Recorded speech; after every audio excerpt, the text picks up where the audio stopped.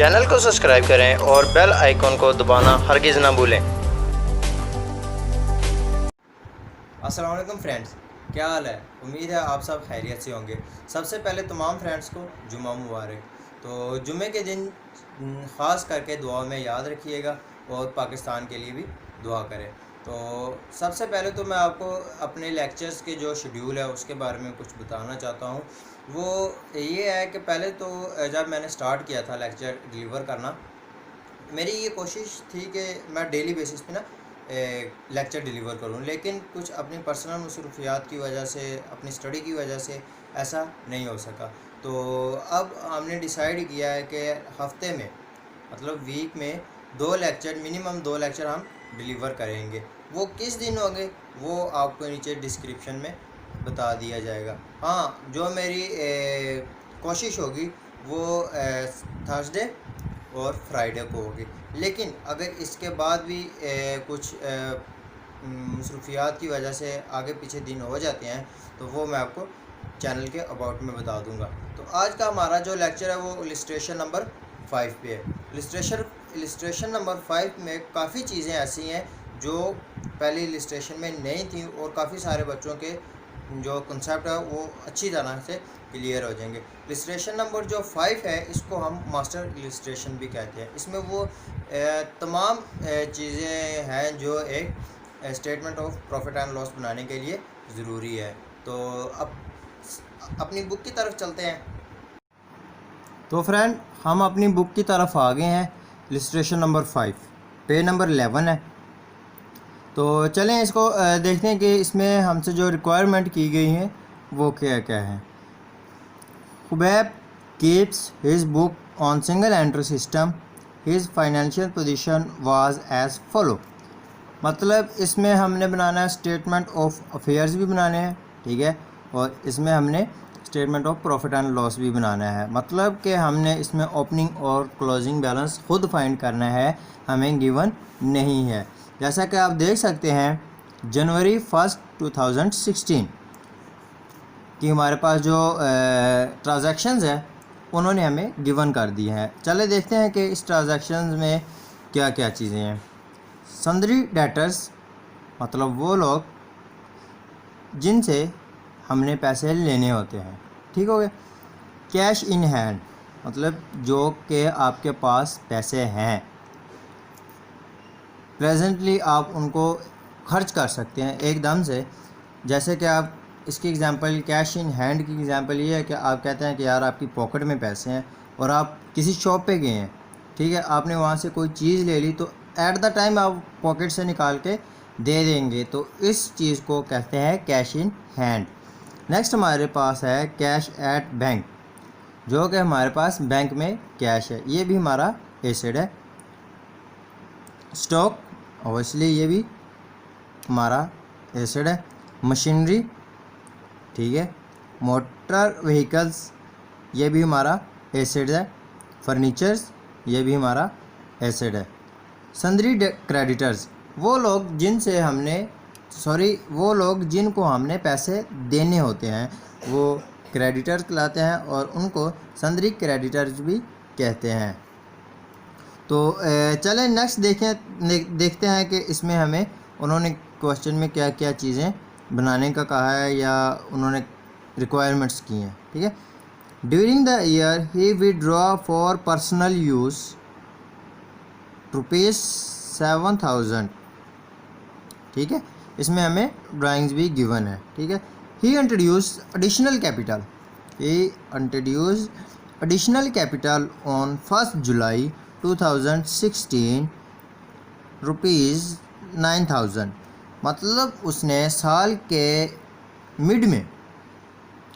Year के mid में उसने इंट्रोड्यूस कैपिटल करवाया है, जिसे हम फ्रेश कैपिटल भी कहते हैं, जिसे हम फर्दर कैपिटल भी कहते हैं, जिसे हम capital introduce during the year भी कहते हैं।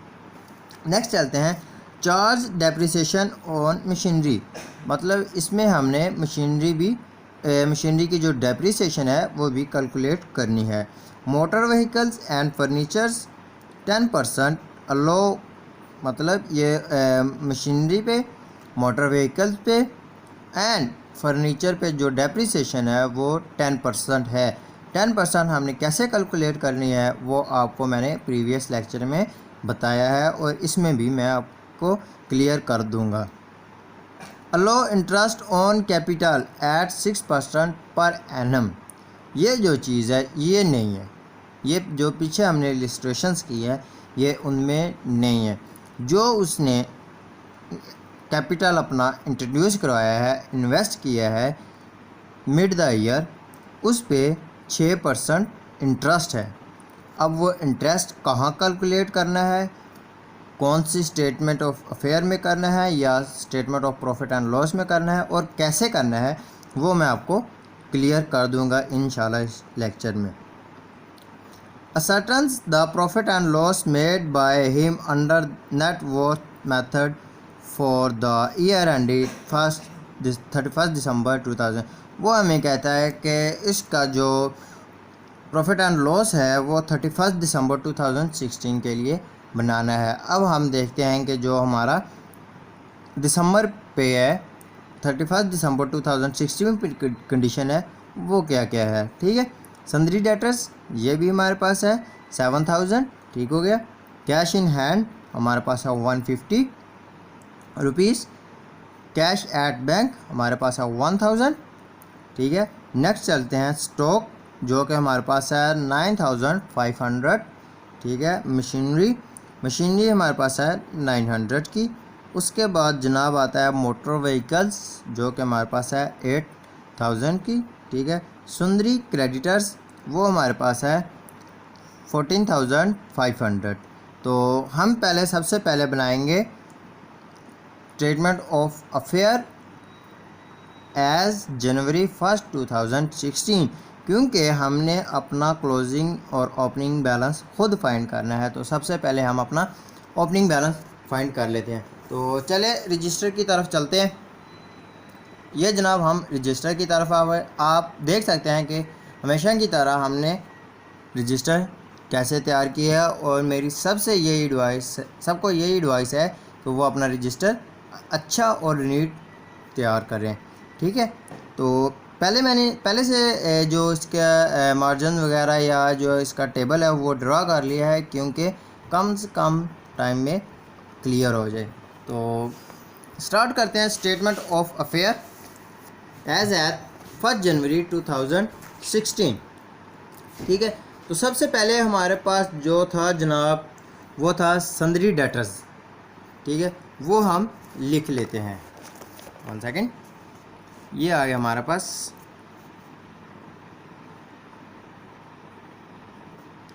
Sundry debtors.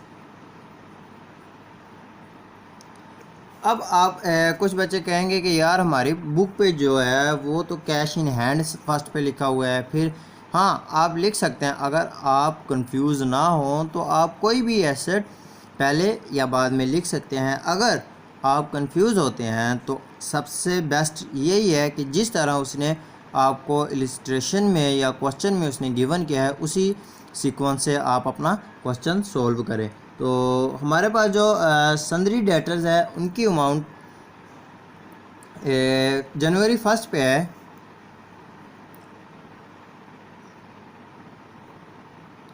42 and 50, 215। हमारे पास सन्ड्री डेटर्स की जो अमाउंट है जनवरी 1 में वो है 4250। इसके बाद हमारे पास जो इलस्ट्रेशंस में है वो है जनाब कैश इन हैंड। अब हम लिखेंगे कैश इन हैंड। इसकी हमारे पास जो अमाउंट है वो है 100 की है, ठीक है। इसके बाद हमारे पास है जी कैश एट बैंक, वो भी लिख लेते हैं। आप देखें कि मैंने सारा कुछ सीक्वेंस से लिखा है जिस तरह के उसने क्वेश्चन में हमें गिवन किया है। इससे ये होगा कि कंफ्यूज होने के चांसेस बहुत कम है और आपको पता चलेगा कि हमने कौन कौन सी चीज़ें लिख ली हैं। तो इसका जो कैश एट बैंक है वो 1500 रुपीज़ है। इसके बाद जनाब आ जाता है स्टॉक। तो स्टॉक हम लिख लेते हैं। स्टॉक की जो अमाउंट है वो 10,000 है, ठीक है। इसके बाद नेक्स्ट हमारे पास मशीनरी है। आपको मैंने लास्ट लेक्चर में भी बताया था कि जो डेप्रिसिएशन या जितनी भी एडजस्टमेंट है वो ओपनिंग बैलेंस में नहीं होती, वो हम क्लोजिंग बैलेंस के जो हम स्टेटमेंट ऑफ अफेयर बनाते हैं उसमें हम करते हैं। तो मशीनरी जो हमारे पास है वो है 900 की। नेक्स्ट हमारे पास है फर्नीचर,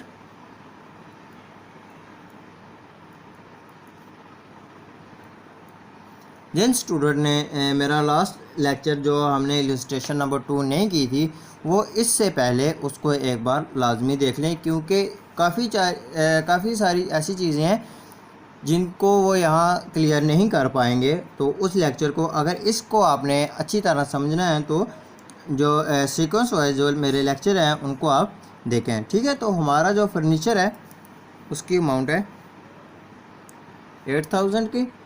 जो नेक्स्ट हमारे पास है वो बस यहाँ तक है। जो हमारे पास ओपनिंग कैपिटल की रिक्वायरमेंट है वो इतनी है। अब हम लायबिलिटी साइड पे आ जाते हैं जो कि सबसे एंड पे भी है, सन्ड्री क्रेडिटर्स। इसकी जनाब अमाउंट है 11,000।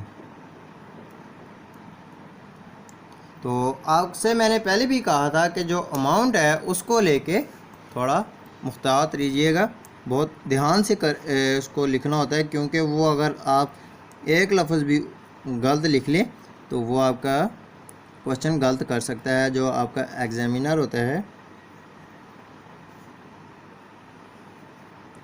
तो ये आप देख सकते हैं मैंने ये पहले ही कर लिया है, लेकिन आप अगर बाद में करना चाहें तो वो भी ठीक है।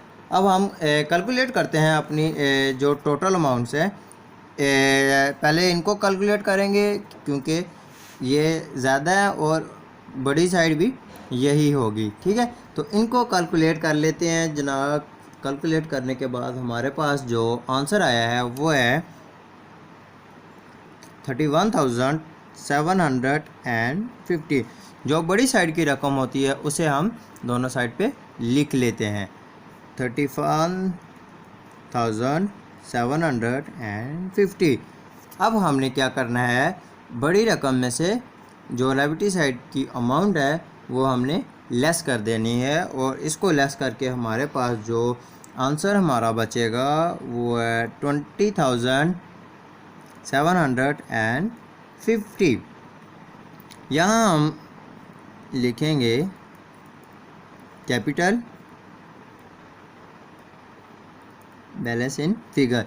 ये आपने बैलेंस इन फिगर लिखना लाजमी होता है।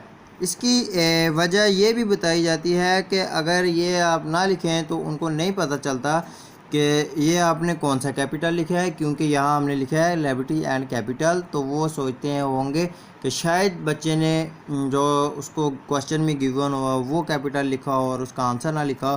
तो बैलेंस इन फिगर ये हमें शो करता है कि ये जो कैपिटल लिखा हुआ है हमने ये कैलकुलेट करके जो हमारा आंसर है उसको ये ज़ाहिर करता है, उसकी नुमाइंदगी करता है। तो नेक्स्ट हमारे पास जो जनाब है वो ओपनिंग कैपिटल हमारे पास आ चुका है, आप देख सकते हैं 20,750। तो नेक्स्ट चलते हैं अपने क्लोजिंग बैलेंस फाइंड करने की तरफ। तो आप देख सकते हैं मैंने इसका भी टेबल ड्रा कर लिया है, ठीक है।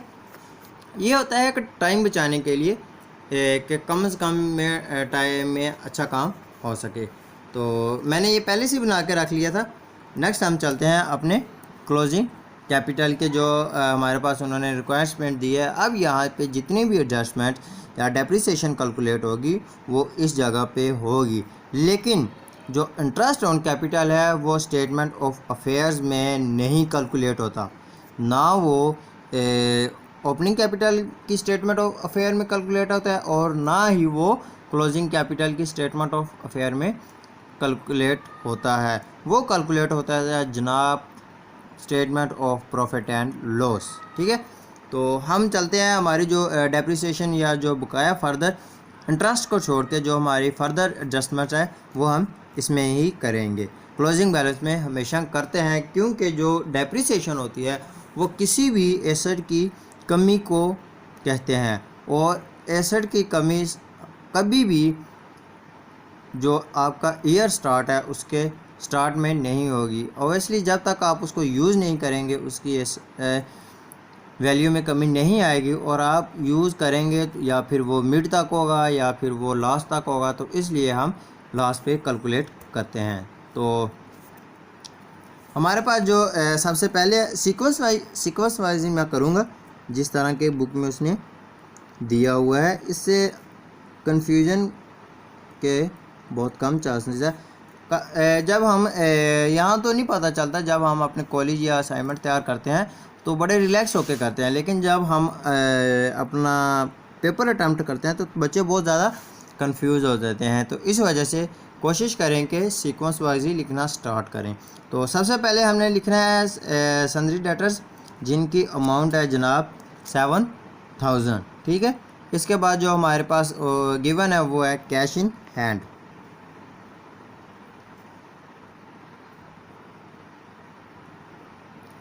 तो इसकी अमाउंट हमारे पास है 150। नेक्स्ट हमारे पास है कैश एट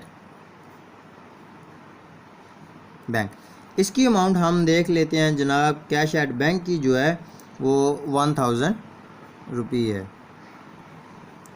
ठीक है। नेक्स्ट हमारे पास आता है स्टॉक। स्टॉक की हमारे पास वैल्यू है जनाब 9500। अब यहाँ पे हम दूसरी साइड पे लायबिलिटी वाली साइड पे अपने क्रेडिटर को लिखेंगे, और उसके बाद जो हमारी रह जाएगी एडजस्टमेंट वाली एंट्री वो हम सबसे लास्ट पे करेंगे। जो इसकी अमाउंट है वो 14,500 रुपये है। अब हम सबसे पहले देखते हैं कि हम किसको लिखें, ठीक है। तो सीक्वेंस हमें जैसे बताया गया है मशीनरी है, तो हम कोशिश करेंगे कि सीक्वेंस वाइज ही हम चल रहे थे, तो पहले मशीनरी को पकड़ के उसकी डेप्रिसिएशन को कैलकुलेट करें। तो हम सबसे पहले लिखेंगे मशीनरी का लिखेंगे, और उसकी डेप्रिसिएशन कैसे कैलकुलेट करनी है वो भी मैं आपको बता देता हूँ, और मैंने अपने पहले लेक्चर में भी बता दिया है, ठीक है। तो मशीनरी, इसकी अमाउंट जो हमारे पास है वो जनाब है 900। अब हम यहाँ क्यों लिखेंगे, वो इसलिए कि अभी हमने इसमें एडजस्टमेंट करनी है। अगर हम यहाँ लिखेंगे तो वो यहाँ से प्लस माइनस करते हुए और वो काफ़ी ज़्यादा कंफ्यूज हो जाएंगे। एडजस्टमेंट हमेशा आपने इससे बाहर ही करनी है स्टेटमेंट ऑफ अफेयर में, ठीक है। तो हमारे पास जो अमाउंट है टोटल वो हमारे पास मशीनरी के है 900, ठीक है। तो डेप्रिसिएशन हमें उन्होंने बताई है कि पर एनम में है जो वो 10% है। तो 900 मल्टीप्लाई बाय 10 डिवाइडेड बाय 100, ठीक है।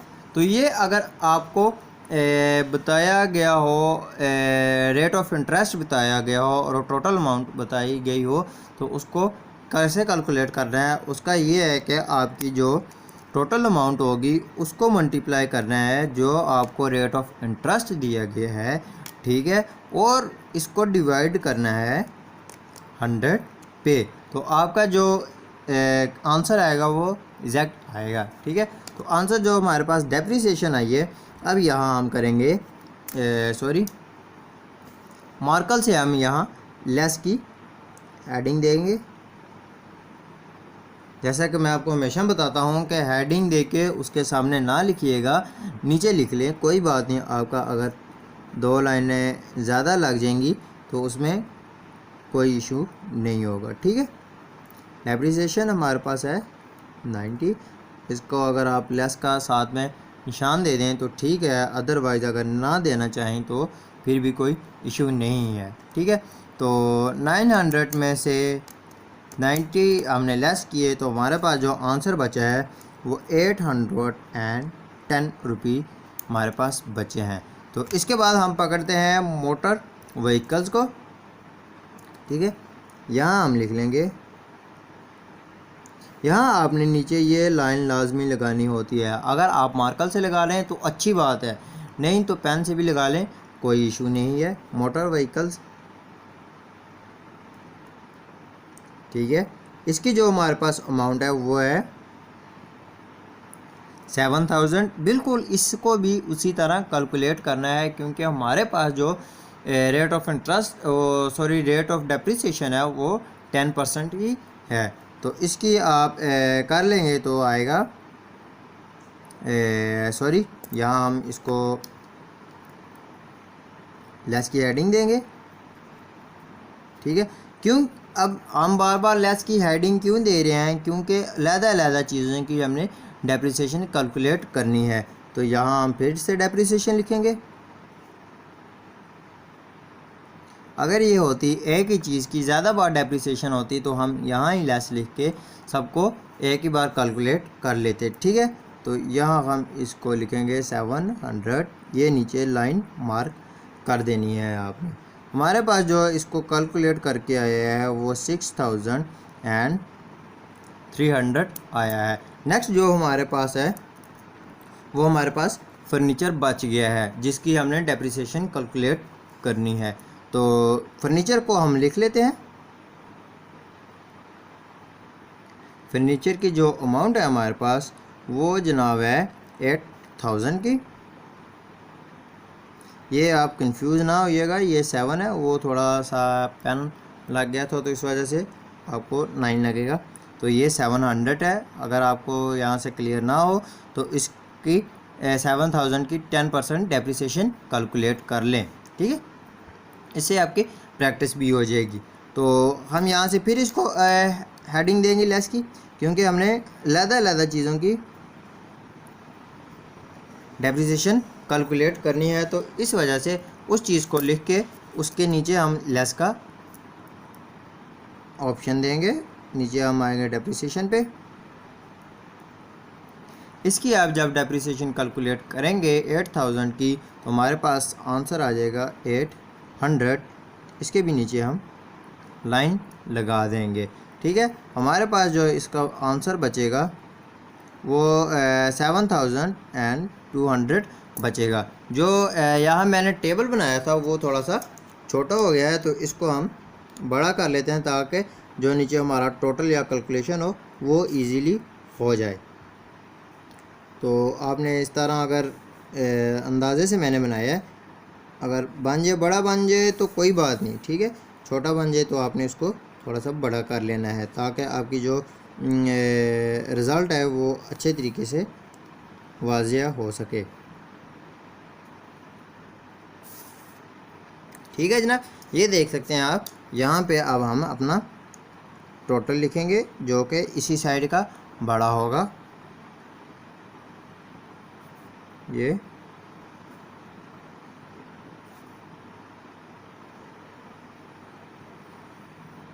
ये अगर आपसे स्ट्रेट लाइन नहीं लगती तो आप स्केल से भी लगा सकते हैं, ठीक है।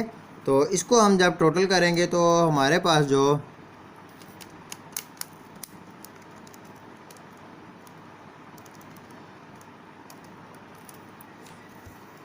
पास हमारा जो आंसर आएगा वो है जनाब 31,960।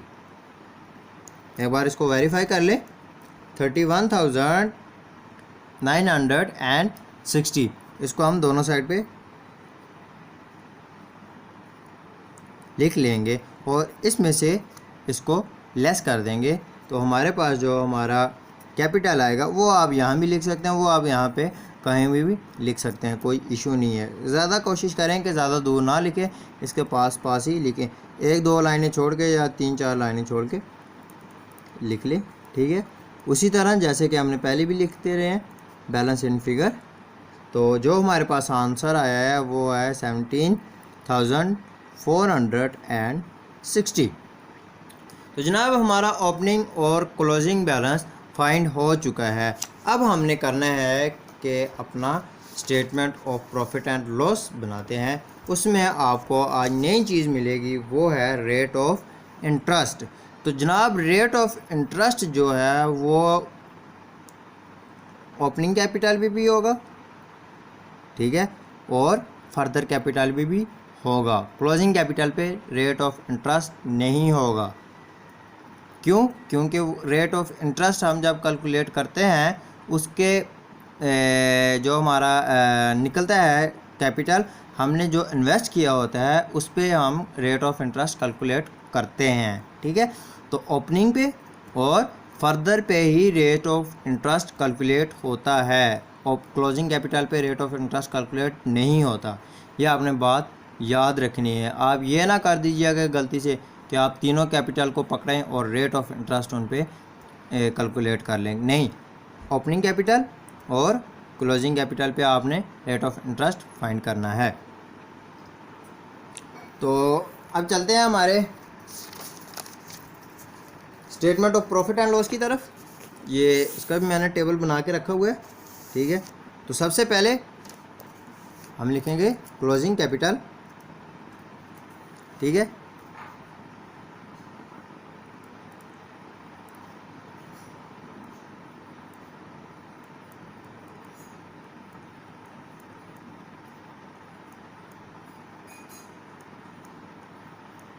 कैपिटल एज ऑन 31 दिसंबर 2016, ठीक है। इसका जो अमाउंट होगी इसकी वो फाइनल कॉलम में या नीट कॉलम में लिखेंगे, और उसकी जो हमारे पास अमाउंट है वो हमें कहाँ से पता चलेगी? ये 17,460। तो हम लिख लेते हैं 17,460। अब आप अपना क्वेश्चन दोबारा रीड करें कि क्या हमको उसने ड्राइंग के बारे में बताया है। तो जी जनाब, हमें उन्होंने ड्राइंग के बारे में बताया है। पहली लाइन में during the year he withdraw for personal use और ₹7,000, मतलब जो हमारी ड्राइंग है वो है 7,000 की। तो इसमें हम कर लेंगे अपनी ड्राइंग को ऐड, उसी तरह जैसे मैंने आपको बताया है। ऐड की ऑप्शन दें, सॉरी हेडिंग दे दें। हेडिंग देने के बाद उसके नीचे लिखना है। ये मैं आपको हर बार बताता हूँ कि हेडिंग के सामने आपने नहीं लिखना, नीचे लिखना है। इससे आपका ये होगा कि एक तो व्यू अच्छा बनेगा, ठीक है, और दूसरा अगर आप अपनी लाइन बचाना चाहते हैं तो उसकी कोशिश ना करें, क्योंकि लाइन के चक्कर में आप अपने नंबर को कम करवा सकते हैं। तो यहाँ पे हमारे पास जो ड्राइंग्स है वो मैंने लिख ली है। यहाँ नीचे मार्क करेंगे, इसका मतलब ये है कि इसके बाद कोई भी एडिशन वाली कैलकुलेशन नहीं है, ठीक है। तो इसको हम जब कैलकुलेट करेंगे तो हमारे पास आंसर जो हमारा है वो निकलेगा 24,416। 24,416, ठीक हो गया। जो हमारे पास आंसर आया हमारा वो है 24,416। अब हमारे पास एडिशन वाली कोई भी चीज़ नहीं है, ठीक है। अब हम यहाँ लिखेंगे, इसको हम कर लेते हैं एडजस्टेड कैपिटल। ये आप अगर लिखें तो ठीक है, अगर ना लिखें फिर भी कोई बात नहीं है, लेकिन मेरी ये आपको रिकमेंडेशन है कि लाजमी लिखें। इससे आपके चक्कर को पता चल जाएगा कि ये जो चीज़ है ये इन दोनों को कैलकुलेट करके निकली है। उसके बाद हम अपने नेक्स्ट स्टेप की तरफ चलते हैं, लेस। अब हमने लेस क्या करना था? तो जनाब लेस हमने करना है अपना ओपनिंग कैपिटल और फर्दर कैपिटल, और इसके साथ साथ हमने करना है जो हमारा रेट ऑफ इंटरेस्ट है वो हमने कैसे कैलकुलेट करना है वो भी आपको यहाँ ही पता चलेगा। तो चले लिखते हैं। तो पहले हम लिख लेते हैं अपना ओपनिंग कैपिटल,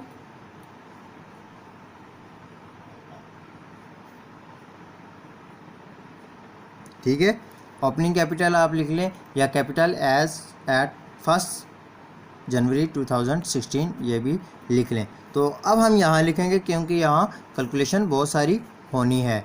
तो हमारा जो ओपनिंग कैपिटल है वो हमारे पास जनाब है 20,715 20,715। इसके बाद हमारा जो फर्दर कैपिटल है, फर्दर कैपिटल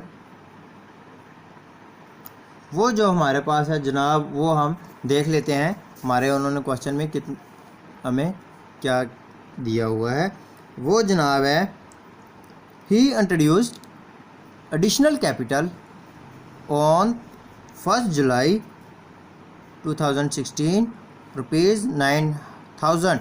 मतलब जो उसने 1 जुलाई को कैपिटल इंट्रोड्यूस किया है उसकी जो अमाउंट है वो 9,000 की है।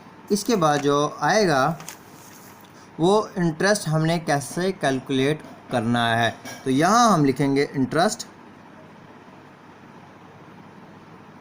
On opening capital,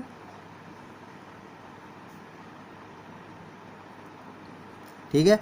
opening capital पे हमने जो इंटरेस्ट कैलकुलेट करना है तो वो हमारे पास जो रेट ऑफ इंटरेस्ट है उन्होंने हमें क्वेश्चन में गिवन किया हुआ है कि जो हमारे पास रेट ऑफ इंटरेस्ट है वो 6% पर एनम है, ठीक है। तो यहाँ जो हमारा ओपनिंग कैपिटल है वो साल के स्टार्ट में शुरू हुआ था। तो मतलब यहाँ हमारे पास जो ओपनिंग कैपिटल है सॉरी जो हमारे पास ओपनिंग कैपिटल है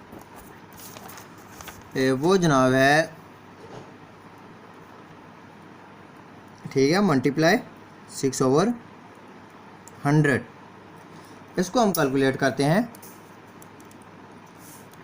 20,715 मल्टीप्लाई बाई 6 डिवाइडेड बाई 100।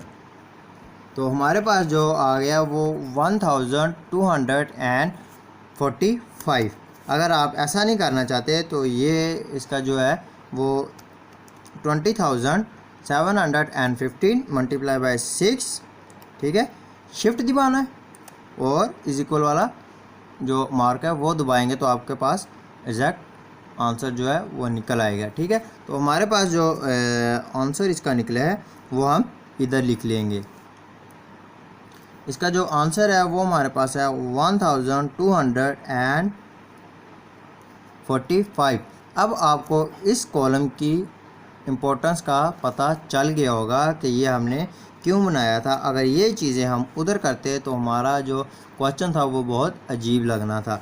तो यहाँ फिर हम फिर से लिखेंगे इंटरेस्ट ऑन फर्दर कैपिटल,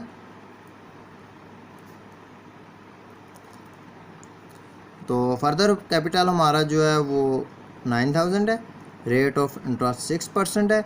यहाँ एक और बात भी आपको बताता चलूँ, उन्होंने हमें कहा है कि ही इंट्रोड्यूस फ्रेश कैपिटल ऑन 1 जुलाई। मतलब जुलाई से दिसंबर तक जो भी हमारे पास मंथ बनते हैं उनका रेट ऑफ इंटरेस्ट कैलकुलेट करना है, प्रीवियस के बिल्कुल नहीं करना, ठीक है।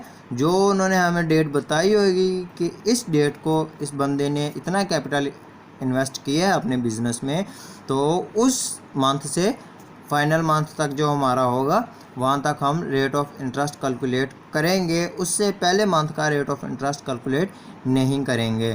तो इसका जो है जुलाई है, जुलाई के बाद आप काउंट कर सकते हैं, जुलाई, अगस्त, सितंबर, अक्टूबर, नवंबर एंड दिसंबर। तो हमारे पास बनते हैं 6 मंथ। तो इसको हम कैसे लिखेंगे, इसको जनाब हम लिखेंगे मल्टीप्लाई बाय 6/12। अब 6/12 क्या चीज़ है, ये 12 जो है ये जो हमारे ईयर के टोटल मंथ होते हैं वो है, और जो ऊपर है वो ये हमें ये शो करता है कि कितने मंथ का रेट ऑफ इंटरेस्ट कैलकुलेट किया जा रहा है। तो इसकी जो हमारे पास अमाउंट बनेगी वो भी मैं आपको दिखा देता हूँ कि 9,000, आई होप आपको क्लियर नज़र आ रहा हो। ये ऐसे कर लेते हैं 9,000, ठीक है। रेट ऑफ इंटरेस्ट जो हमारे पास है वो 6% है, ठीक हो गया, मल्टीप्लाई बाय 6, ठीक है, डिवाइड 12। तो हमारे पास जो आंसर निकला है वो 270 निकला है। तो उसको भी हम इधर लिख लेंगे 217, सॉरी मैंने 17 पहले लिख लिया। तो ये भी जो मेरा टेबल है वो भी थोड़ा छोटा बना है, तो इसको भी हम बड़ा कर लेंगे, ठीक है, जितना हमें चाहिए होगा। अगर आप थोड़ा करना चाहें तो थोड़ा कर सकते हैं।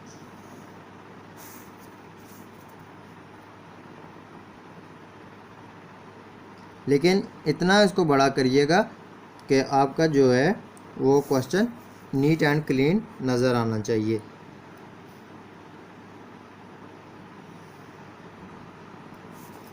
ठीक हो गया। तो अब हम इन सब को ऐड करेंगे। अब आप कह रहे होंगे यार हेडिंग तो लेस की दी है। जनाब हेडिंग लेस की दी है, लेकिन लेस हमने इनमें से करना है, मतलब इस अमाउंट में से हमने इसको लेस करना है। तो आप एक एक करके लेस करें, इन सबको प्लस कर लें। जो इनको प्लस करके इनका आंसर आएगा उसको हम इसमें से लेस कर लेंगे, इससे आपका टाइम बच जाएगा। तो चलिए हम अपना कैलकुलेशन स्टार्ट करते हैं।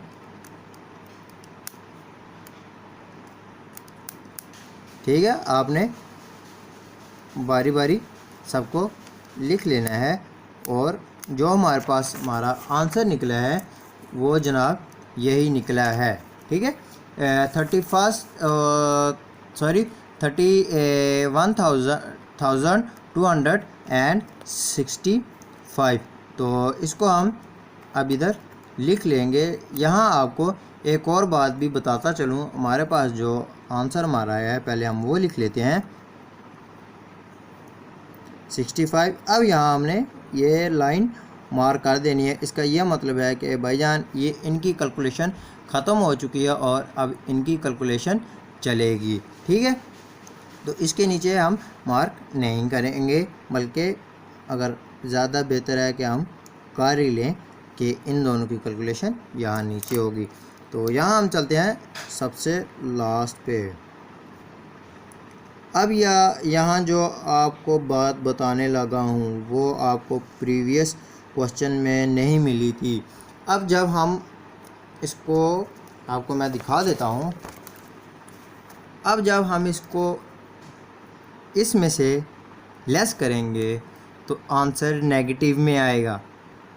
आपको मैं लेस करके बता देता हूँ कि ये जो हमारा है वो निकला है, ये मैं आपको ज़्यादा क्लियर करने, ये देखें ये हमारा आंसर है। इसमें से हम अपना जो ऊपर एडजस्टेड बैलेंस आया था उसको माइनस करेंगे, जो कि हमारे पास है 24,416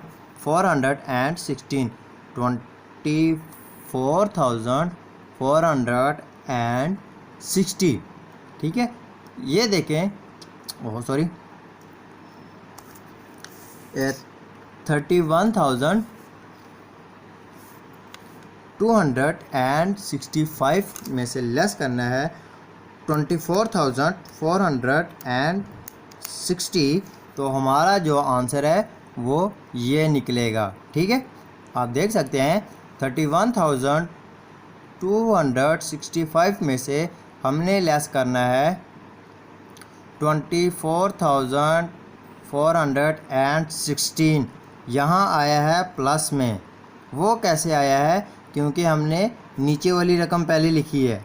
ठीक है, आपने ये चीज़ नहीं करनी, आपने करना है पहले ऊपर वाली रकम लिखनी है। तो अब हम लिख लेते हैं, क्योंकि ये मैंने इसलिए आपको बताया है कि काफ़ी सारे बच्चे इस बात पे गौर नहीं करते और वो देखते हैं कि जो बड़ी रकम होती है उसको पहले लिख के कैलकुलेशन अपनी स्टार्ट कर देते हैं। तो आपने जनाब इस तरह इसका जो पैटर्न है वो इस तरह है, पहले ऊपर वाली रकम लिखनी है और उसके बाद ही नीचे वाली लिखनी है। तो अब हम इसको जब करेंगे तो माइनस में आएगा आंसर। आप देख सकते हैं कि आंसर जो आया है वो माइनस में आया है। मैंने आपको बताया था, आपको याद हो कि अगर हमारा आंसर माइनस में आए तो माइनस 7 कभी नहीं लिखना, कभी भी 7 माइनस नहीं लिखना। वो कैसे लिखना है वो मैं आपको बता देता हूँ। हमारा जो आंसर आया है वो आया है -6805। ये हमारा है, मैंने यहाँ माइनस नहीं लगाया, आप देख सकते हैं मैंने यहाँ माइनस नहीं लगाया। यहाँ हम क्या लगाएंगे, स्मॉल ब्रैकेट। ये हमारा शो करेगा कि ये जो चीज़ है स्मॉल ब्रैकेट जो है, इसका मतलब है कि आंसर नेगेटिव आया है, और नेगेटिव आने का मतलब है कि इस साल हमें बिज़नेस में लॉस हुआ है। तो हम इधर लिखेंगे जनाब net loss for the year 2016। ठीक है, ये आपने लिखना है। अगर लॉस आए, अगर प्रॉफिट आए तो यहाँ आपने जस्ट प्रॉफिट लिखना है। ठीक है, ये आप देख सकते हैं कि हमने इसके साथ नेगेटिव नहीं लिखा, बल्कि हमने इसको क्लोज जो किया है वो स्मॉल ब्रैकेट में किया है। तो आई होप इसकी आपको समझ लग गई होगी। अगर किसी फ्रेंड्स को रेट ऑफ इंटरेस्ट कैलकुलेट करने में मसला है, या नेगेटिव को जब हमारा नेगेटिव आए तो हमने क्या करना है, अगर मसला है तो प्लीज़ मेरे साथ शेयर करिएगा, और अपना जो क्वेश्चन है वो नीचे कमेंट बॉक्स में बताइएगा। अभी हमारे एक फ्रेंड ने जो मेरा फर्स्ट लेक्चर था उसमें कमेंट किया था कि भाई आप लाइटिंग में बनाया करें, लेक्चर जो आपके रिकॉर्ड हैं वो लाइटिंग में रिकॉर्ड किया करें। तो उसके बाद मैंने कोशिश की है कि मैं जितना ज़्यादा हो सके लाइट वाली जगह पे लेक्चर रिकॉर्ड करूं। तो इसी तरह आप हमें बताते जाएंगे और हम इम्प्रूवमेंट करते जाएंगे, क्योंकि जब तक आप मुझे नहीं बताएंगे मुझे ये कभी नहीं पता चलेगा कि मेरे लेक्चर में कौन सा वीक पॉइंट है और उसको मैंने ठीक करना है। तो मेरी आपसे रिक्वेस्ट है कि आपको जो मेरे लेक्चर में वीक पॉइंट नज़र आए तो आप मेरे साथ ज़रूर शेयर करें। तो आज के लिए इतना ही, मुझे दीजिए इजाज़त। ओके, अल्लाह हाफिज़। आपसे फिर कह रहा हूँ, दुआओं में याद रखिएगा।